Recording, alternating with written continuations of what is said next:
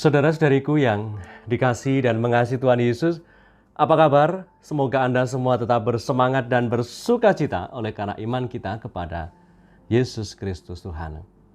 Hari ini Minggu 19 Februari 2023, kita masuki hari Minggu biasa yang ke-7, Sabda Tuhan yang akan kita dengar dan renungkan hari ini dari Injil Suci menurut Matius bab 5 ayat 38 sampai 48. Mari kita siapkan hati kita untuk mendengarkan sabdanya.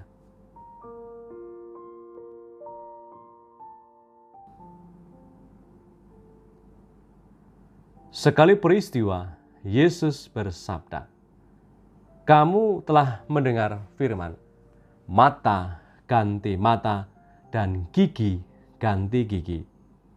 Tetapi aku berkata kepadamu, janganlah kamu melawan orang yang berbuat jahat kepadamu.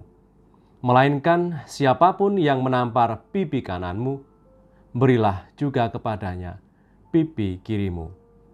Dan kepada orang yang hendak mengadukan engkau karena mengingini bajumu, serahkanlah juga jubahmu. Dan siapapun yang memaksa engkau berjalan sejauh 1 mil, berjalanlah bersama dia sejauh 2 mil. Berilah kepada orang yang meminta kepadamu, dan janganlah menolak orang yang mau meminjam daripadamu. Kamu telah mendengar firman, kasihilah sesamamu manusia dan bencilah musuhmu.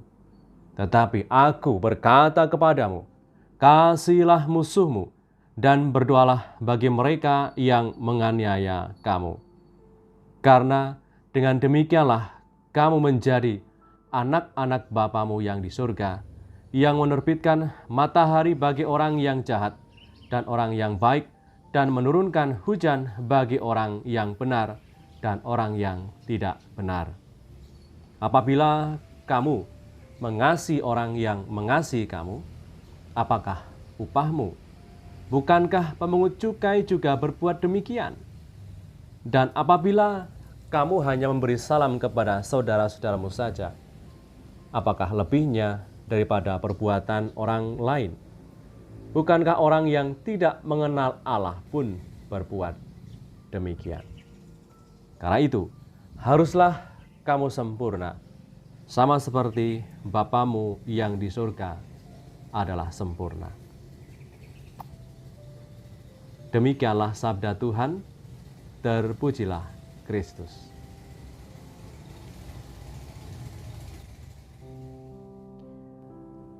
Saudari-saudaraku yang terberkati, mengasihi sesama dan mengampuni musuh menjadi tema pokok dalam serangkaian ajaran Tuhan Yesus dalam khotbah di bukit.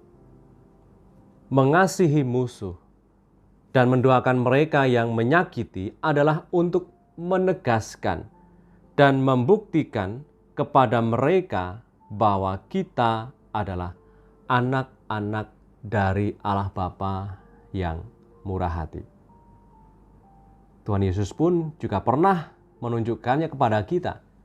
Saat ia dipaku pada salib, ia tidak mengumpat kepada mereka yang memakukan dia, tetapi justru Tuhan mendoakan dan mengampuni mereka yang menyalibkannya, di mana ia berkata, "Ya Bapa, ampunilah mereka sebab mereka tidak tahu apa yang mereka perbuat." Oleh Tuhan kita Yesus Kristus, kita diajari untuk berani mengasihi sesama dan juga musuh-musuh kita. Dikatakan tadi dalam ayat yang ke-44, kasihilah musuhmu dan berdoalah bagi mereka yang menganiaya kamu. Kata Yunani yang digunakan untuk perintah mengasihi musuh bukanlah storge, artinya kasih yang alami karena ikatan keluarga, atau kasih dengan kata philia, kasih persahabatan atau eros, kasih yang syarat dengan romantisme dan nafsu. Tetapi kata yang dipakai dalam bahasa Yunani untuk menuliskan perintah kasihilah musuhmu. Kata yang dipilih adalah agape, kasih tanpa syarat demi suatu nilai hidup tertentu yang lebih tinggi. Kasih agape sebagai kasih yang tanpa syarat bukanlah sifatnya spontanitas dan alami, melainkan sebagai sebuah pilihan hidup yang bisa dipraktekkan oleh karena rahmat Allah. Mengasihi, kasih yang tanpa syarat, butuh yang namanya rahmat Allah. Bagaimana bisa mengasihi musuh? Mengasihi musuh sampai pada tahapan agape, kasih yang tanpa syarat demi suatu nilai tertentu yang lebih tinggi.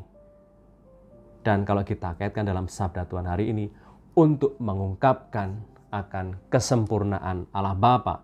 Kita sebagai anak-anak dari Allah Bapa ingin menunjukkan kesempurnaan kasih dengan mau mengasihi musuh.